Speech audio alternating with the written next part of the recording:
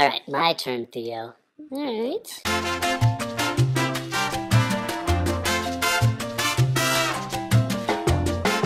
Okay, so first of all, can we agree that we're talking about the same thing? God is omnipotent, all-powerful, omniscient, all-knowing, and omnibenevolent, all-good. And he created the universe. I agree. Because if not, then that's not really much of a God. That's more like an invisible friend or something. I agree! Okay, it's my Lord you're talking about. Alright, I'm sorry, you're right. So my first point is about free will. So most monotheistic religions believe in an afterlife, right? Where you're either punished or rewarded for your deeds on earth. Amen. Now, unless we have some sort of control over the choices we make on earth, which is to say we have, like, free will, how could God punish or reward us? How could any all-good being punish us for the decisions he made for us? For example, God decides that a soldier will kill an innocent person, and then God sends that soldier to hell for killing an innocent person. Doesn't really sound like an all-good being to me. Sounds pretty evil, actually. What's your point? I believe in free will. God gave everybody free will. Okay, but you also believe that God knows everything. Yep. How is that any different from fate? What do you mean? I mean, if God created you, and before he created you, he knew every choice you were going to make, how is that any different than making those choices for you? Let me draw you a picture. Say little Theo is walking down the road when he comes to a fork. Hey, that's me! He has two choices. Go left or go right.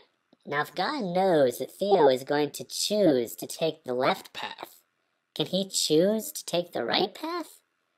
If he can, God was wrong and therefore not omniscient. If he cannot, that means that Theo must not have the ability to choose to take the right path. Or in other words, he does not have free will. So either God is omniscient or free will must not exist. It's one or the other. No. No? No, because that's not what omniscience means. God cannot know things that aren't. Like he cannot know that 2 + 2 = 5, because it isn't 5.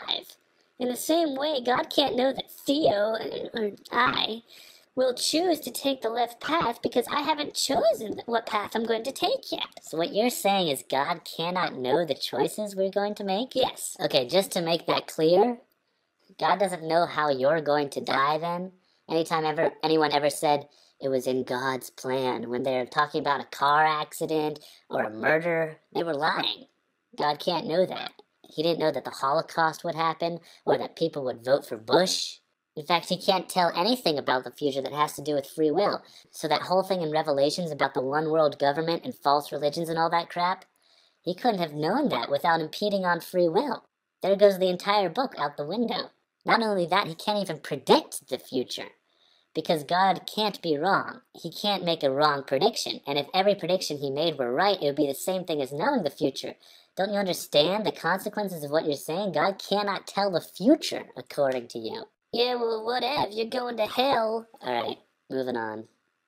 My next point is, what kind of all-good God allows for cancer, murder, malaria, rape, cholera, genocide, earthquakes, tornadoes, flooding, torture, miscarriages, hurricanes, animal attacks, birth defects, plague? The list goes on and on. Either God cannot stop evil, or he will not stop evil. Or in other words, he is either not all-powerful or not all-good.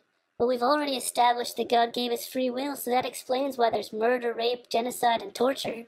Okay, fine.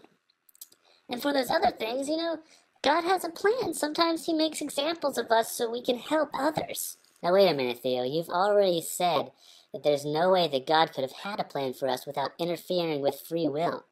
You can't even tell the future, remember? If God cannot know that sending a hurricane into a city would be good, then doesn't that make a bad choice?